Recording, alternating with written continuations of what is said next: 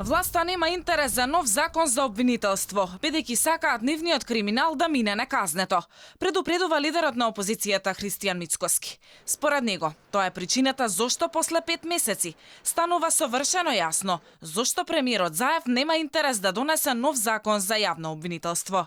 Како пример, Мицкоски го спомена случајот Рекет, за кој одамна постојат сомнежи за инволвираност и на лица од власта. Според него, никој во државава не верува дека во овој случај се вмешани само 3 лица. Тие одат по принципот сите се виновни, само Зоран Заев е честниот.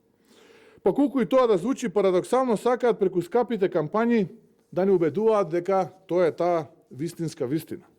И токму затоа, еве, после 5 месеци е совршено јасно зошто власта на Зоран Заев го загуби интересот за носење на закон за независно обвинителство и кому му беше интерес обвинителството да остане под политичката капа на Зоран Заев. Практично им требаше ова обвинителство и не сакаа закон за тоа обвинителство да се смени, за да имаме неказнет криминал, а јас го говорев ова тогаш и го повторувам сега. Власта нема интерес за закон за обвинителство затоа што сите овие афери кои се случуваат во низа сакаат да останат несанкционирани. Но не само за Рекет. Според Мицкоски, власта спроведува сценарио за блокада на истраги и за десетина други афери.